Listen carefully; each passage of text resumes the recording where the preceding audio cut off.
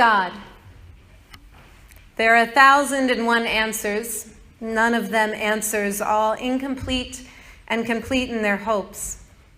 As soon as we grasp the moment, the divine, it slips through our fingers, leaving behind trails of holy like stardust following a blazing comet. God is, was, will be, ineffable, unattainable, vast and intimate, infinite and adjacent. Its possibilities are poetic, the questions less so. When my son asks me, where is God? I tell him God is everywhere and in his heart. As large as an ocean and as small as a raindrop, as bright as the sun and as cool as the moon. God is found in the love shared, the tears shed, the hope expressed. God simply is. Proud of my profundity, aware of my incompleteness, humbled by the vastness of the divine, I look into my son's eyes, seeing reflected back proof of the very divine I just expounded upon, and he says, what? Like a tire running over a bed of nails, I deflate. And then like the driver of the car attached to that tire, I panic.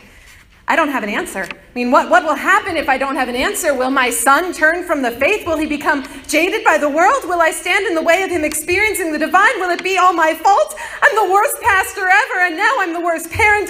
And so I do the one thing that seminary has taught me to do in moments like this. I ask him his question. So where do you think God is? He stops, thinks. I hold my breath. And then he says, on the cross. What? On that cross. That's where God is. That's what we learned in Sunday school. Jesus is there. Can I have an ice pop?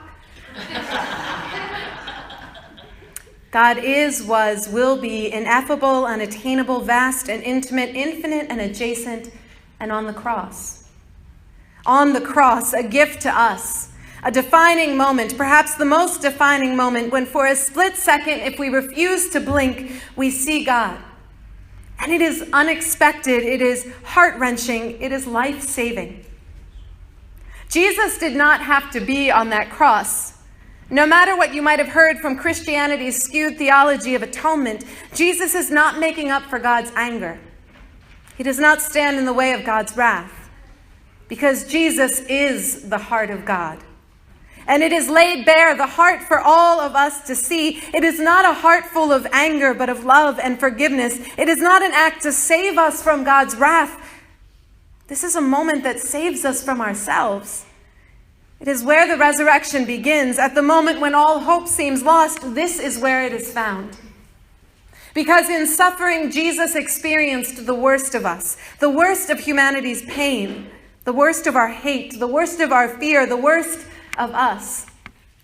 And he took it into himself. He didn't have to, he chose to. So that when we cry, you don't understand, you don't know who we are, God can say, yes, I do.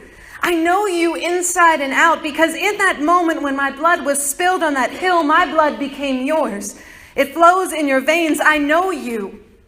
Every beat of your heart, every pulse of your blood, every hope of your soul, I know you. God is, was, will be, ineffable, unattainable, vast and intimate, infinite and adjacent, on the cross and beating within our hearts. The person I am changed when the God I knew changed. It's not as if God suddenly shifted and became something new. No, God always was, always is, and always will be. It wasn't God, it was me. See, I was afraid of God.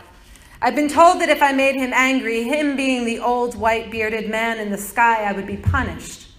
I was told that I had to be good because God would punish me by taking away the people I love. I had to protect them, and so I was afraid. Afraid of the picture painted by a pious, religious, trying to appease the same angry God, doing me a favor person who loved me. It took me a while to understand this fear was planted in my heart out of love. I mean, imagine if you lived in a world run by a despot, a dictator. You would advise your loved ones to do the same. Keep them happy. And that was her image of our loving God. But it was my pastor, a quiet, humble, too smart for me, patient man who showed me the cross. And in the cross, that despot could not stand. I could not reconcile the abusive and fearful image of God that I had been sold, not when the same God was bleeding for me. Not when that same God was forgiving those who drove nails into his wrists and feet. Not when that same God used his labored and final breaths to invite criminals into heaven. I saw the heart of God, and it saved me. God is, was, will be ineffable, unattainable, vast and intimate, infinite and adjacent, on the cross and beating within our hearts, transforming us. So who are we? Well, there are 1,001 answers, none of them answers, all incomplete and complete in their hopes save one. We are broken, elated, afraid, composed, uncertain, faithful, fearful, forgiven, grudge-holding, angry, heartsick, saddened, love-lost, love-lorn, rebellious balls of energy, sinners and saints, changing like quicksilver. But the constant, the answer, is that we are God's.